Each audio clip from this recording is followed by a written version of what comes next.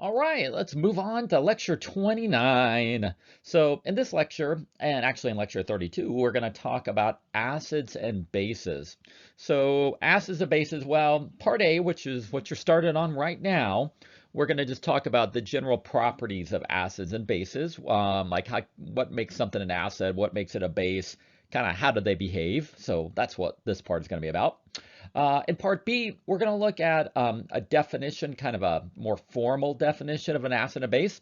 That's called the Bronsted-Lowry definition. And then finally, kind of the last part is going to be probably the time I'll end up spending the most time on part C. We're going to look at determining how concentrated an acid or a base is. So like the molarity, the concentration of an acid or a base. And that involves a technique called titration. So we'll be getting that into that as well in this video. All right, so with that, let's go ahead and get going talking about what the heck is an acid and base. All right, so the first thing I want to focus in on is, well, how can you tell if something is an acid or a base? And there's lots of ways. Well, one way we're going to talk about is like using the formula or using our senses. Like, how can you tell if something is an acid or a base? All right, before I do that, let me mention when I say the word base, you might hear sometimes another word for bases, and those are sometimes called things that are alkaline. So alkaline is another word for basic. All right. You might hear the word alkaline when you think about batteries, like the little AA batteries. They say they're alkaline batteries. That's because they contain bases. Okay, so how can we tell an acid from a base? Well, one way is if you know the formula of something. If I give you a formula, one thing you're going to know about acids is acids always start with H plus. That might sound familiar from way back in the day when we were talking about naming compounds. You might remember when I gave you a list of formulas, I said, hey, if the first thing you see in a formula is an H, whatever the heck you're looking at is an acid. All right, so these are all acids. The first element in the formula is hydrogen. Now, I'm not going to go over naming them in too much detail again, but let me just remind you, oh, how did we name them? You cover up the H, the name of the other part. If it ends in "ide," it became hydroic. This is called hydrochloric acid. Determine the name of the non-hydrogen part. If it ends in "ite," that's called nitrite. Ite turns into us. This is called nitrous acid. Determine the name of the non-hydrogen part. If it ends in ate, like that's called sulfate, ate turns into ic. This is called sulfuric acid. Sulfuric acid. All right. So if you see hydrogen as the first element, that's probably going to be an acid. Now, what about bases? We really didn't talk at all about bases before. And there's actually a few different scenarios of when something might be a base. But kind of the most common one that you're going to find is that bases usually contain OH. Now, OH was actually a polyatomic. It had a -1 charge, and it's called hydroxide. So let me put up a couple examples of formulas of bases. NaOH, that's a base. CaOH2, that's a base. So how do I know that? Well, first off, again, if I see OH, you're probably a base. And by the way, since it's like hydroxide has a negative charge, it'll actually be the second thing in the formula, right? Because you always remember back when we were writing formulas, you write the positive fella first and then the negative fella. So if you see hydroxide as the second part of the formula, you're probably looking at a base. NaOH, that's called sodium hydroxide. And then CaOH2 is called calcium hydroxide. All right, so if you know the formula, what you see in the formula might give you a clue whether you're an acid or a base. Now, what if you have something and you don't know the formula? Well, one way you can also tell is by tasting it.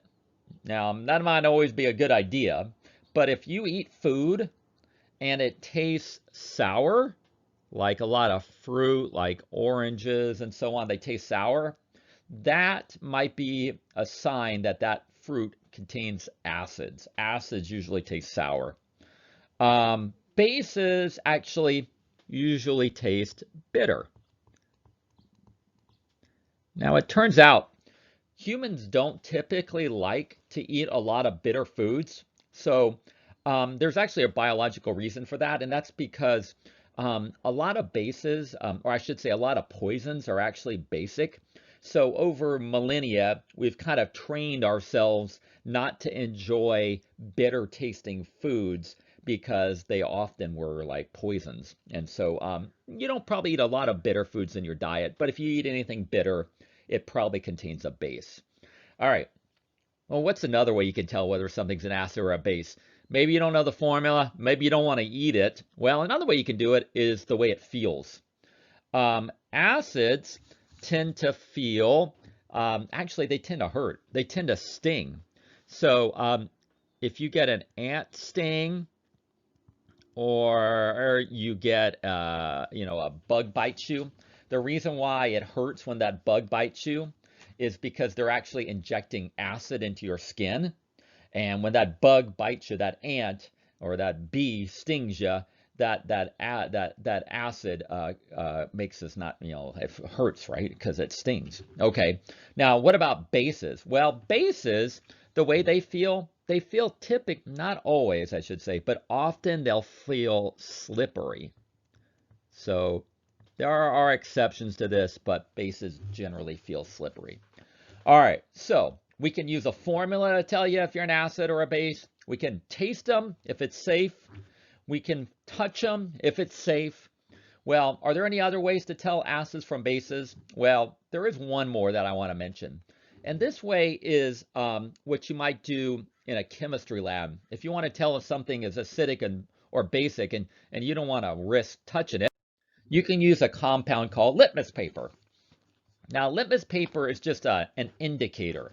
So an indicator is something that changes color when you put it around an acid and a base. And the way it works is litmus paper, again, it's actually kind of like this strip of paper right here. And you can buy two kinds of it. You can buy red litmus paper, and red litmus paper will turn blue around a base, and blue litmus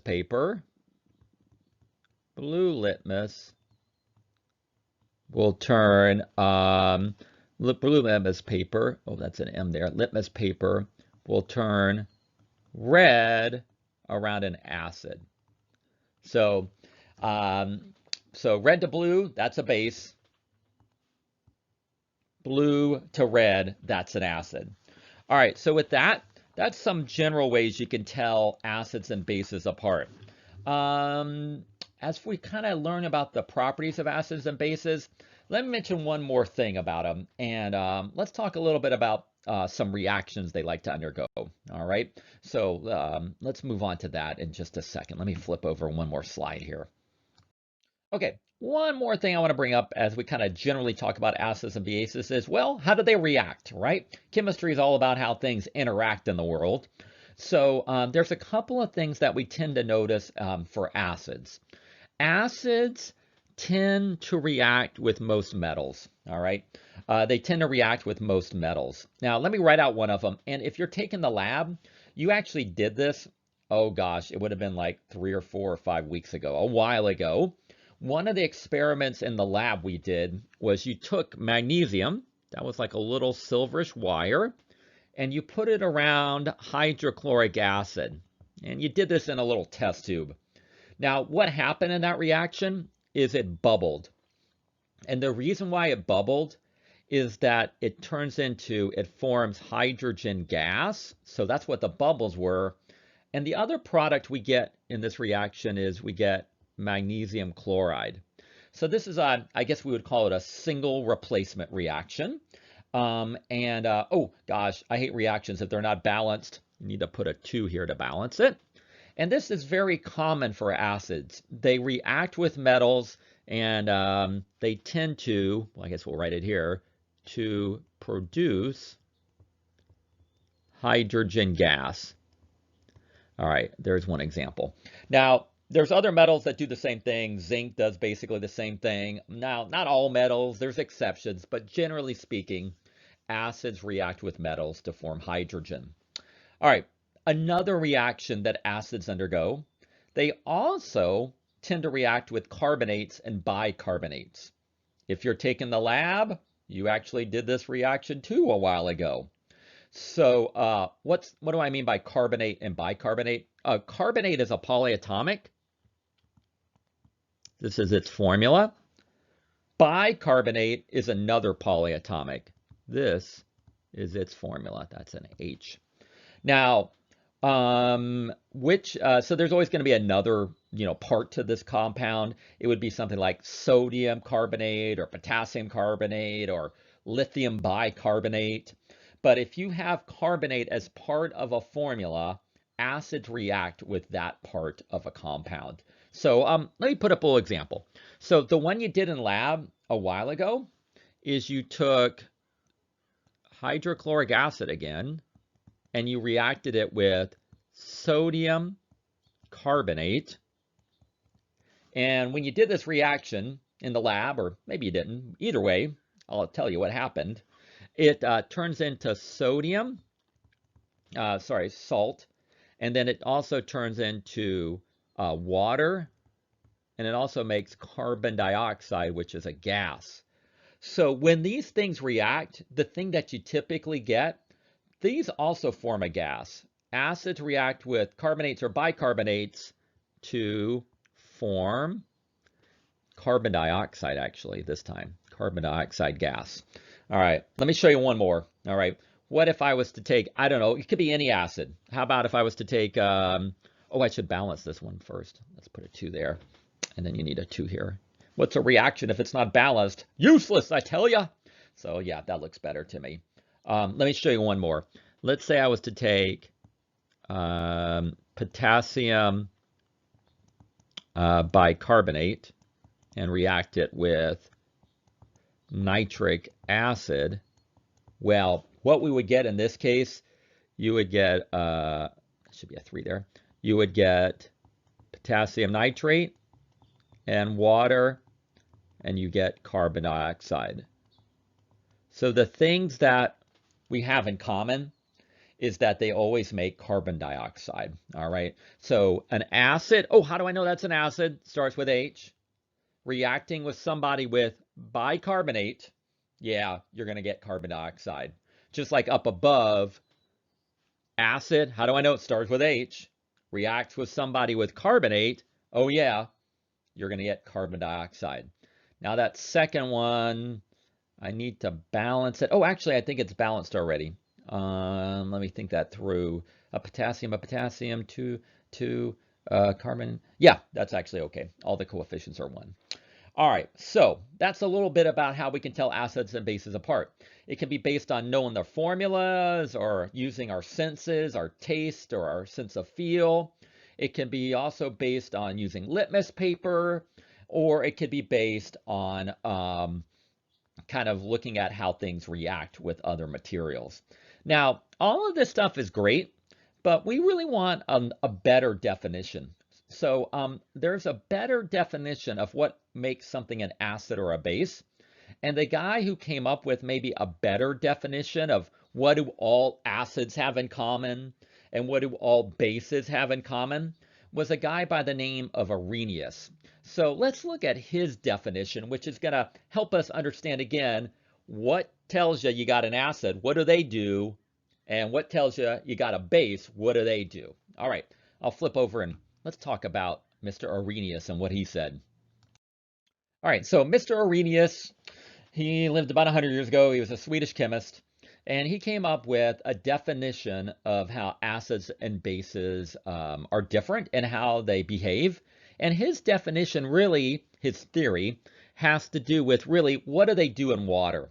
So his definition has to do with how, I guess I'll write it here, how acids and bases will say react, or maybe I'll say behave in water. Behave in water. So he said, whenever you have an acid and you put it in water, so I guess we'll do hydrochloric acid. That's kind of our most common acid, actually. If you put it in water, it's going to produce H plus ions. So when you put an acid in water, it's going to give you H plus ions, hydrogen ions. Now, the way I could show you that, I could write out this reaction. You put this molecule in water, so I'm going to write water above the arrow. It splits up, and it gives you hydrogen, and it gives you chloride ions. Acids are always going to give you hydrogen, all right? So let's see here. Yeah, so we could write it like that. And basically, again, this diagram, this is kind of showing you this idea, right? That molecule splits apart, and we get hydrogens. Let me show you one more example. Let's say I was to imagine, maybe I'll switch colors here. You could also, same idea with nitric acid. You put nitric acid in water, and you put it in water, it's going to break apart. So it breaks apart kind of like we saw earlier in the semester. The positive guys and the negative guys split away from each other. So this time we would get a hydrogen. Oh yeah, Arrhenius said you always get hydrogen. And then the other product this time would be nitrates, so that nitrate ion. All right, so acids produce H+. Maybe I should have said up here, in water. All right, now there's one little thing that might confuse you about this. All right, so so far it sounds kind of similar to stuff maybe you heard about a few chapters ago, right? Molecules break up when you put them in water. You get positive fellas and negative fellas. Now, there is another way to think about what's going on.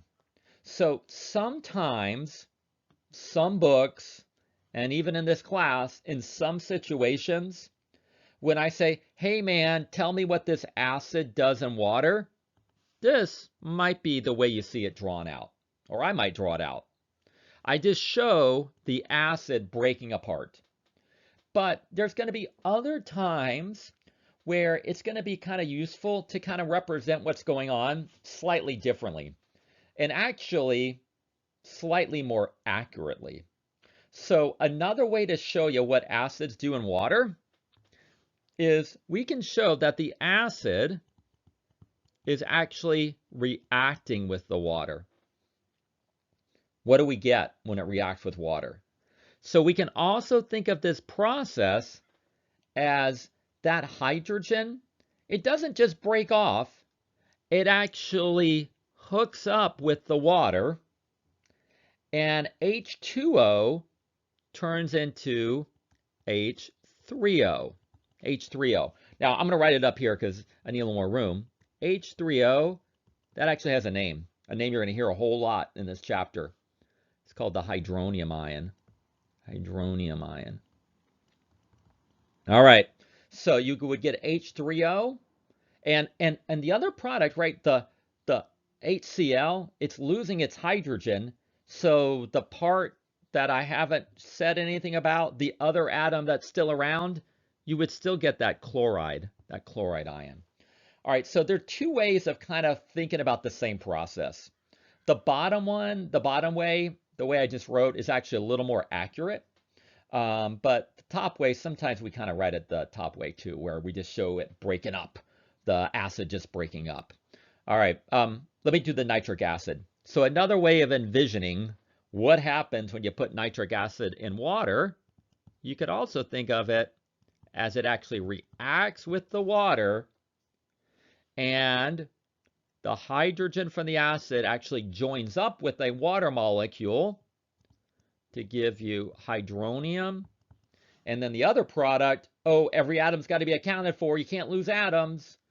You also make nitrates. So look like that. So both ways you're going to see, depending on what we're talking about or where you're looking on the internet or in the book or whatever. All right. Oh, so maybe we should finish this up. Acids produce H plus in water.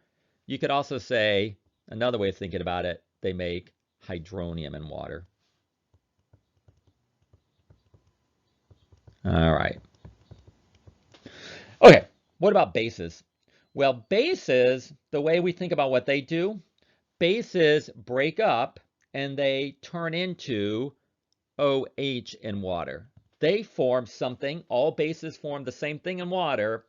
They form OH, which is called, again, hydroxide in water. That's what Mr. Arrhenius said about bases. Now, the way we will write it, it's kind of similar to what you saw for acids. That OH is just coming from a base falling apart. So let's go back to the examples I put up a minute ago for bases. Sodium hydroxide, you stick it in a beaker of water, what's going to happen? It's going to split up. Well, it's going to break up. They seem so happy together. It's going to break up and give you sodiums and hydroxides. What do bases always do? They always give you hydroxides. So the other one that we saw a minute ago, calcium hydroxide, does the same thing. You put it in water, you are going to get calciums, and you're going to get hydroxide. Now, actually, the only thing that's slightly different on this one is you're not just going to get one hydroxide. Do you see that subscript of 2 there? This might ring a bell from months ago. Do you remember what we did with those subscripts when we broke things up a long time ago? We turned them into coefficients. There should be a 2 right there. So that would be a better way of showing what happens. All right. So Mr. Arrhenius, his definition has to do with what happens when you stick an acid in water and what happens when you put a base in water. Acids produce hydrogen in water, or we could say hydronium. Bases make hydroxide in water. All right. I'm hoping this is making sense. Maybe I should show you one more example, though. One more example here. All right, let's flip over and we'll do it. All right, flip the page.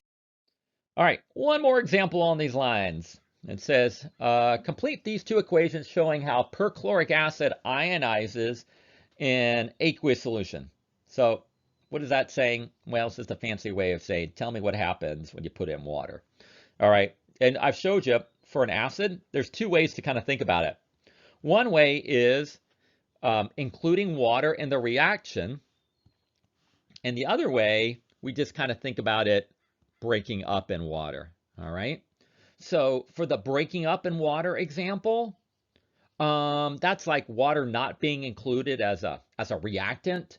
All you do for that one, well, one way to show what's going to happen with perchloric acid, acids split up. You're going to get hydrogens, and you're going to get chlorates. All right. The other way to represent the same idea is to think of it actually reacting with the water. And we would get, same idea, we would get, well, when it reacts with the water, that hydrogen is going to go over to the water, the hydrogen from the acid. We're going to make hydronium ions. And then the other product, so that kind of goes away basically. That goes over to the water. And then the other product you would get is ClO4. It's got a -1 charge. You kind of know that because it's bonded with hydrogen, which has a +1 charge. Or you could check your polyatomic list if you're wondering where that came from. All right, so with that, I think that's it for Mr. Arrhenius's definition. All right. Oh, that's kind of the end of this video, but wait, let's do a couple practice questions. So this video was just like terms and ideas, right? So you got to know all of them though. All right. So let's flip over and we'll do a couple practice questions here, a few pop-up questions. So let's look at them. All right. It says identify each of the following as a characteristic of an acid or a base. There's 4 acids or bases. Which one's sour? Which one produces OH in aqueous solutions? What does that mean when you put in water? Which one has a slippery feel? And which one produces hydrogen in aqueous solutions in water? All right, so you're going to get 4 pop-up questions You're gonna have to answer. They're always either acid or base. Here they start coming.